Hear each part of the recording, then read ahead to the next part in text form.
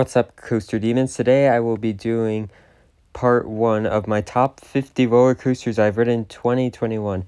This part will be 50 to 26, and the next part will be 25 to 1. 25 to 1 will probably be out later this month. However, right now I'm going to do 50 to 26. I got a ton of new coaster credits this year, so there's going to be a lot of new stuff on here. And also, there are two coasters that would be on here if they were open when I went, but they were closed. Those are Afterburner Carowinds and Top Thrill Dragster at Cedar Point, which were both closed on me. Now, let's get into the list. Number 50, Rougarou at Cedar Point. This is my favorite B&M four-wheel coaster I've ridden so far. There's actually some solid airtime moments on this ride as well. The ride is pretty intense.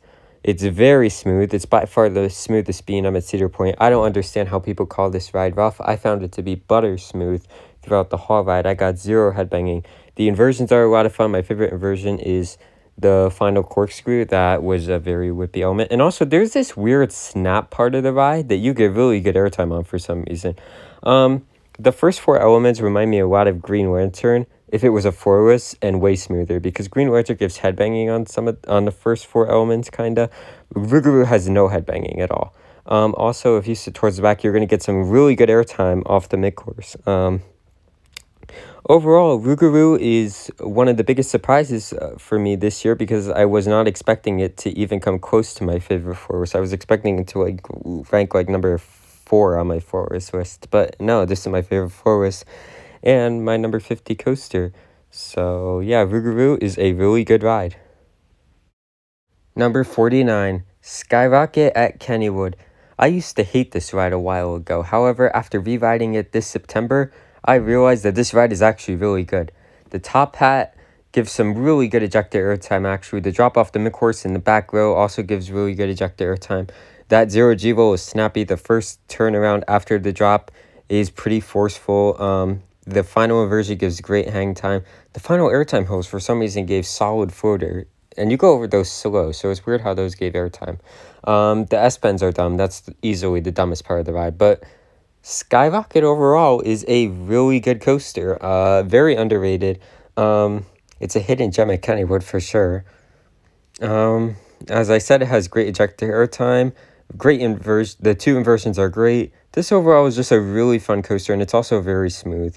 Overall, Skyrocket is a really good ride, and a ride that gets too much hate. Number 48, Sandy's Blasting Bronco at Nickelodeon Universe in the American Dream Mall. This is a really good coaster. The launch is very powerful. The ride has a noticeable rattle, but it's not that bad. The inversions are a lot of fun. In the back row, it's actually kind of snappy, the inversions, and I don't understand why, but with the restraints, you get so much room that you somehow get standing hang time. I've never experienced that on any other coaster, so that was kind of strange. But this ride is also very intense. It's pretty forceful. I prefer this to the Skyrocket 2s, and I like the Skyrocket 2s, but this, in my opinion, is a better ride than those. Overall, Sandy's Blasted Bronco is a really fun ride. And if it's open when you go to Nickelodeon Universe, which it seems to be closed a lot for maintenance, but if it's open, make sure to ride it, because this is a really fun ride. Number 47, Joker's Jinx at Six Flags America. This is an awesome launch coaster. The ride is very intense and very aggressive as well. The launch is powerful. The inversions are a lot of fun. And this is just overall an awesome ride. It destroys the Flight of Fear clones, which are the same model, however, they're inside of a building. But those ones are rough. This ride is butter smooth, and it absolutely hauls through the layout. While Flight of Fear has pacing issues, this ride has no pacing issues. This thing hauls through the whole layout. The final corkscrew is extremely whippy, as you just get whipped right through it. I really like the inversions on this ride.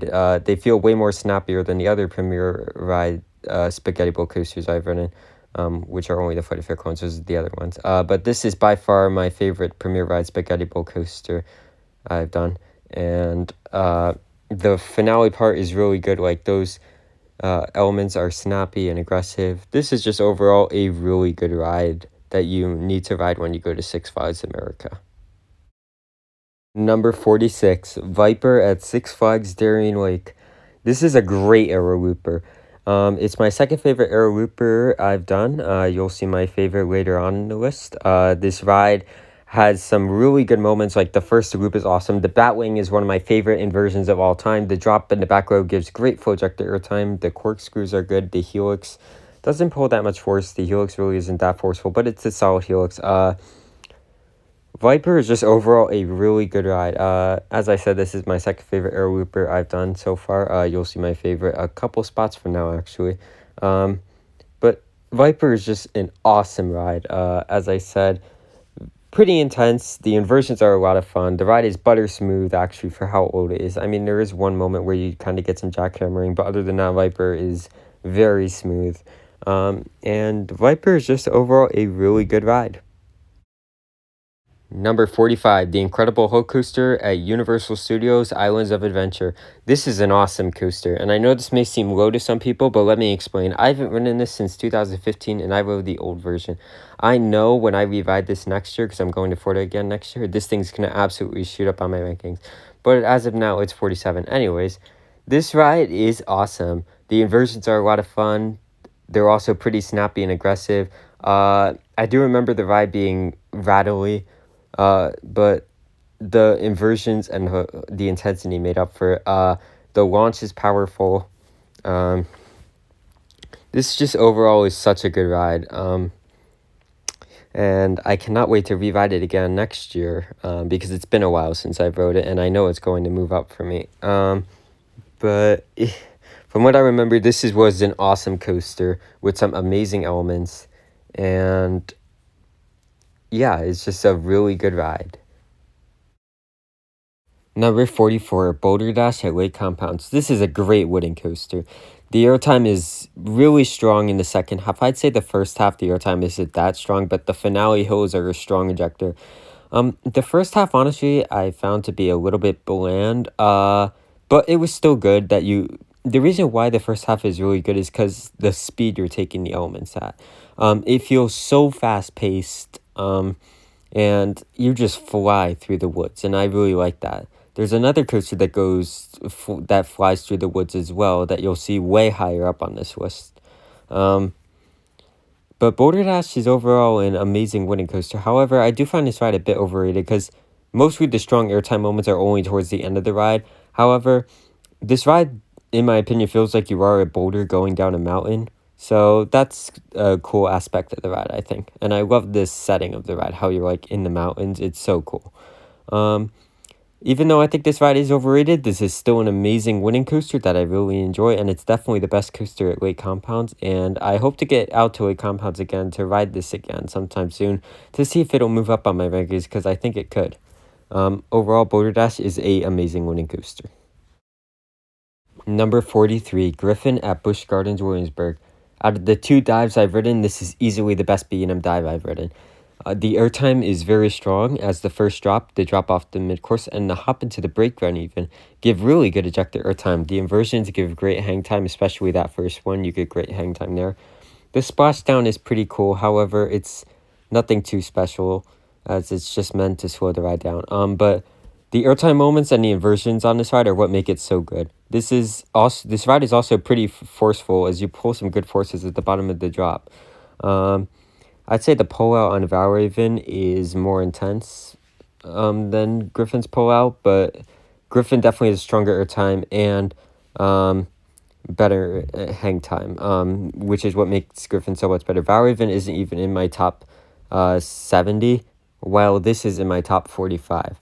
Griffin overall is an amazing B&M that I really enjoy. Most people don't really talk about this ride when they go to Busch Gardens Williamsburg. However, I think it's a ride that more people should talk about because it is awesome and is overall a great ride. It's the weakest B&M at Busch Gardens Williamsburg, but it's still overall an amazing coaster. Number 42, Thunderhead at Dollywood. This is an amazing wooden coaster. The ejector airtime is really good on this ride. The laterals are awesome. This ride is also pretty aggressive. But you're probably asking, then why is this ride so low on your rankings? Well, there's one humongous con with this ride that puts it a lot lower than it should be. It's rough. Very rough. Probably by far the roughest new wooden coaster credit I got this year, honestly. This is still overall an amazing ride because how strong the airtime is and how aggressive it is, but the roughness really takes away a lot from this ride. But anyways, let's talk about the pros of the ride. Of course, is the airtime. The airtime is ridiculously strong. The ride is very aggressive, as I said, and you just haul through the whole layout. The pacing is amazing on this ride, as you just never slow down, it feels like. Overall, Thunderhead may be a bit overrated, and I was kind of disappointed by it, but I still absolutely love this ride due to how strong the airtime is and the aggressive nature of it and the pacing, how fast it goes.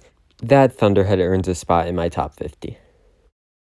Number 41, Twister at Knoebels. This and Thunderhead always go back and forth for me, but I think Twister is probably the better ride because Twister is a bit smoother and also honestly feels a bit more aggressive. The pacing is about equal with Thunderhead's pacing. The pacing on this ride is amazing too, but the laterals on this are better than Thunderhead's laterals, I think. The laterals on Twister are insane. That helix at that one point in the ride is amazing. Also, this ride doesn't have too much airtime, but the airtime moments it does have are really strong injector. Well, some are floater, but then there's also some really strong injector pops of airtime. Overall, I love this ride because of how aggressive it is and how good the airtime is, and also the pacing is really good. This is just overall such an amazing wooden coaster. I really needed a rewrite on it this year, so I was glad I was able to get back to Knoebels to ride this and Phoenix, which you'll see Phoenix higher on this list. And it was worth it because Twister, I forgot how good it was. This thing is phenomenal and is an absolutely amazing wooden coaster that you have to check out when you go to Knoebels, because this is overall an amazing wooden coaster. Number 40, Batwing at Six Flags America. This so far is my favorite flying coaster I've done. Because I have not done like Manta Tatsu, any of those yet, or Flying Dinosaur, Star Sky Ripper. Well, those are on a whole different continent. Anyways, let's talk about Batwing now. Batwing is an amazing Vekoma. Many people said old Vekoma was bad, but you also have to remember that old Vekoma built this, and Batwing is an amazing ride. However, the rest of Vekoma's old creations aren't good. Batwing is definitely the best one out of all of them. Batwing is amazing. It's very intense. The inversions are fun. It's shaky, I'll admit that, but honestly, it's not that bad. It's shaky, but the intensity of the ride and is just what makes it so good. This thing is very forceful. Also, those final two Zero G rolls or bear rolls, I think they are really good too. It also feels like you're going to hit the ground at some points on the ride. That vertical loop is very forceful. The bottom of the drop pulls some really good forces, and somehow you get flying hang time, I'm going to call it, or flying air time. Like when you go down the drop, you're just lifted out of your seat, kind of. So that's different for sure. But overall, Batwing is a really good coaster that I really enjoyed. I used to not like Batwing, as you know, but after rewriting it this year, I could say that Batwing is an amazing coaster. Number 39, Banshee at Kings Island. Although this ride was a very big disappointment for me since I was expecting this to be a top 3 invert for me, I still absolutely love this invert. The ride still had some pretty good forces in the second half. The inversions were still a lot of fun as they gave really good hang time. I'll admit some of the pullouts were actually pretty forceful. Like the bottom of the drop, that pullout was pretty forceful. The drop was pretty good but overrated, but I still really like the drop. My favorite element on the ride is that small loop. In the back row, you get some really good whip on that loop. The pretzel knot is also a really good element. I really like that inversion. It's the bottom of the pretzel knot pulls good forces. But I have 2 huge cons with this ride. The restraints are really bad. The vest, I didn't think B&M vests were that bad, but Banshees were just really tight for some reason. I don't know why. And also, Banshee's rough. I don't know why, but Banshee is rough. It's not smooth. But the inversions, the positives in the second half, and some of the whippy moments of the ride is what saves this ride for me. Even if this ride didn't have those, Banshee would probably still be in my top 70, but since it has like the inversions of positives in the second half and some whippy moments, Banshee gets into my top 40 because Banshee is still an amazing inverted coaster that I really liked. It's number 5 at Kings Island. I still love Banshee. It's a great ride, but I was still a little bit let down by it. But overall, Banshee is still a really good invert and a ride you definitely should check out when you go to Kings Island. Number 38, Tennessee Tornado at Dollywood. This is my favorite aero looper I've ridden so far. The ride has some really good forces. The inversions are a lot of fun. They're also pretty snappy at some points. There are some really snappy moments on this ride. The drop has great airtime in the back row. This ride is better than every B&M 4-wheel I've ridden, and every B&M sit-down I've ridden too. Even though I've only ridden one B&M sit-down. This is just overall an amazing ride. This is number 2 at Dollywood. Yes, this beats out Thunderhead for me. This is just overall a really good ride that I really like. The positives on the ride are really good. It's aggressive. The inversions are fun. This is just overall a really good ride. And it's very smooth for an aero. Just like Viper, it's very smooth. I would say that this is probably smoother than Viper, but they're both equally as smooth. There are some jerky moments on this ride, but overall, Tennessee Tornado is pretty smooth. But this ride just is really good. Like, it has great positives, great inversions, and it's pretty forceful. Overall, Tennessee Tornado is a great coaster. Number 37, Nitro at Six Flags Great Adventure. This is a very underrated B&M hypercoaster that seems to get a lot of hate from a lot of people. People say this ride has no airtime or force. However, I highly disagree. This ride actually has some really good airtime, especially when the ride is hauling. The first 2 hills, when it's going really fast, give great flow ejector airtime. However, when it's going slower, it gives solid floater. The final airtime hills really don't do much unless the mid-course is off. But the hop into the brake run in the front row, actually, you get some really good airtime too. The drop in the back row is amazing, as you get like some great flow ejector airtime in the back row on the drop. And that helix is awesome. It pulls really good forces, the helix. And the drop off the mid-course is also really good in the back row too. I really don't understand the hate for this ride. Yes, I know it runs bad some days, but if you catch Nitro on a good day, it's a really, really good ride. It's my second weakest B&M Hyper, but it still overall is a really good ride. Number 36, Great Bear at Hershey Park. This is a very underrated invert since most people don't really focus on this ride compared to other inverts out there.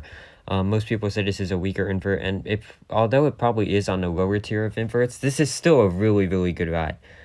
The inversions are fun and snappy, especially the corkscrew and 0G roll. You get whipped through those elements. The vertical loop actually has some decent forces. The drop is not that good, but still is solid. The helix on the drop is unique, I'll admit that, but it's nothing special. The 0G roll is insane, and the corkscrew is insane, though. The inversions are really fun on this ride, and also you can pull some really good forces on this ride, too. Like, it pulls some really good forces at some moments. Some moments of this ride are bland, but overall, this ride is really good and just is a great invert for sure. Number 35, Talon, the Grip of Fear at Dorney Park. This is by far probably the most underrated B&M invert I've done. This ride is awesome. In the back row, you get some great whip on the inversions, and the ride also pulls some really good positives as well. The 0G roll and the corkscrew are great inversions, and the ride seems to haul through the layout. In the morning, it goes pretty slow, but if you ride this thing in the afternoon when it's all warmed up, this thing flies through every element. That helix on it is also very good too. This helix right here, as you pull some really good forces right here. And towards the end of the ride, there's this lower to the ground section, and it feels like your feet are about to hit the ground. And you also get some good airtime right there. But the corkscrew is probably my favorite element on this ride because you get whipped through it so quickly. Talon is just overall a great B&M invert, and is by far my favorite coaster at Dorney Park and the best inverted coaster in Pennsylvania. Number 34, Fahrenheit at Hershey Park. Although this ride did drop a little bit for me, I still absolutely love this ride. The airtime on the drop and the speed hill are great. The inversions are a lot of fun, especially the Cobra roll. That inversion is really good. But the corkscrews are by far the best inversion on this ride, as you get whipped right through them. The Norwegian loop is also pretty good, but it's a overrated inversion for sure, I think. The speed hill feels like a Maverick speed hill. It's insane. The drop on this ride is also really good. The ride, it pulls some decent forces. Like, it doesn't focus that much on forces, but it pulls some decent forces. Overall, Fahrenheit is a amazing coaster, and although it's the weakest intimate at Hershey Park, it's still an amazing coaster. Number 33 and number 32, Batman the Ride at Six Flags Great Adventure and Batman the Ride at Six Flags Over Georgia. I'm going to group all the clones I have, like, in one on this list, so that's why I put these two together. Anyways, These are Batman, the ride clones are amazing inverts. They're super intense. They're very whippy. Well, the Six Flags Over Georgia one just flies through its way out. The Great Adventure one goes fast some days, but the Over Georgia one just feels way faster and more intense. The Great Adventure one also pulls some really good forces too, but both of them have great inversions. They both have the same layout, but the layouts on Batman clones are extremely underrated in my opinion. They're really good layouts for an invert.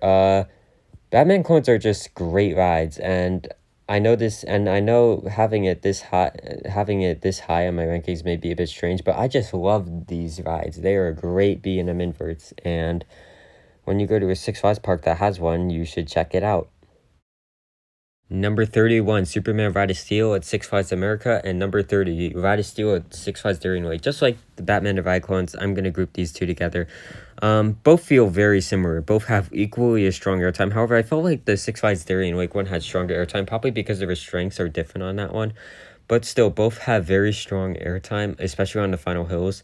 You just get whipped right over those hills, and that second camelback on the Ride of Steel clones is just strong ejector. It feels like a sky rush hill. You get absolutely launched out of your seat on those hills. They're great. The helixes on these rides are actually pretty forceful too, I thought. I don't know why people say the helixes are forceless on these rides. I found them to be very forceful. But the finale, the final airtime hills on this ride is what makes it so good. And that second camelback is what makes these rides so good. Overall, Ride of Steel clones are amazing coasters and are definitely underrated hypers. Number 29, TMNT Shellraiser and Nickelodeon Universe in the American Dream Mall. In my opinion, this is for sure the best coaster at this park. The ride has great inversions. The launch is amazing. The ride is a bit rough, but it's not that bad, the roughness. Overall, this ride is really good. It packs a punch. It, has almost every single type of inversion you would want in a coaster, I feel like. The banana roll is one of my favorite inversions. I've experienced it on 2 coasters, but this one has my favorite, probably, of the banana rolls. The ride also has some really good airtime moments with the second drop, the drop out of the station, and this hill right here also gives good airtime.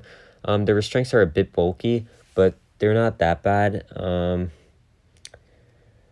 This is just overall a really good coaster that I really enjoyed. It's definitely, in my opinion, worth the visit to Nickelodeon Universe American Dream to ride this thing. This thing is amazing. It's a great coaster. It's definitely the best coaster at Nickelodeon Universe in the American Dream Mall, and that's why it lands at number 29. Number 28, Apollo's Chariot at Busch Gardens, Williamsburg. This is an amazing hypercoaster. The ride has great floater, flojector, and even one amazing moment of ejector airtime. The first drop was kind of disappointing, but it still was a decent drop. The first camelback gave great floater airtime. The helix pulled some really good forces. The drop off the mid-course gave great ejector airtime, and there's also this weird wave turn type element on the ride too that gave great airtime too. The finale hills is where you get really good flojector airtime. I love the setting of the ride, how you're going through the woods too. It's really cool. I have not ridden this since 2018. I really need to get back to Busch Gardens Williamsburg to ride this again, and because I really want to see if it can move up higher for me. This is very close with number 27 on the list. However, I gave the edge to number 27 because that ride kind of had a bit stronger airtime. But overall, Apollo's Chariot is still an absolutely amazing B&M hypercoaster that you definitely should check out when you go to Busch Gardens Williamsburg. Number 27, Candemonium at Hershey Park. Although this ride did drop a lot for me, I still think this ride is an absolutely amazing coaster. The reason why it dropped a bit for me is because the airtime felt a little bit weaker than from what I remember. But however, the airtime moments that I remember being strong were very strong. Like the first drop, the first camelback, and the speed hill all had great airtime. The first drop gave great ejector airtime, and the speed hill also gave great ejector airtime. The first hill gave great floater. However, the trim hill I remember giving full ejector in 2020. This year it was only floater, and the final trim hill just gave weak floater. Overall, Candemonium though still is an absolutely amazing hypercoaster that I still love. It's definitely top 3 at Hershey Park for me. This is still overall an absolutely amazing coaster. It's a top 3 B&M hyper for me. However, The two other B&M Hypers, which you'll see in my top 25, I'll spoil that for you, are just way better than this. Overall, Candemonium is still an absolutely amazing coaster, and it's definitely a coaster you need to check out when you go to Hershey Park. Number 26, Phoenix at Knoebels.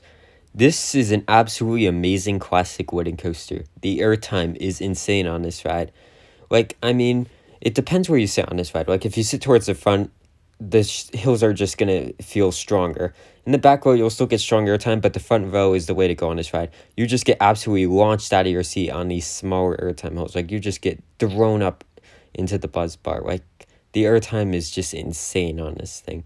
The reason why it's a bit lower for me is because I think I had my expectations set way too high. I thought this thing could be in my top 20 at the end of this year. I mean, I've ridden Phoenix before, but this was the first time I've ridden it since 2014, which was a while ago. I rode it again this summer, and although it definitely moved up a lot for me, and it's a top 30 coaster for me for sure at the moment, I thought it was going to be better than what I was expecting, but still, that strong ejector airtime is absolutely amazing as you just get launched up out of your seat on every hill. The ride is very aggressive because how strong the airtime is. Phoenix is just overall an absolutely amazing classic winning coaster. It's very smooth too, is the thing about it. Phoenix overall is an amazing coaster. So yeah, that is going to end off my top 50 coasters video, part 1, which is 50 to 26. Stay tuned for part 2, which is 25 to 1, coming out later this month. And yeah, keep coasting on my coaster demons. Peace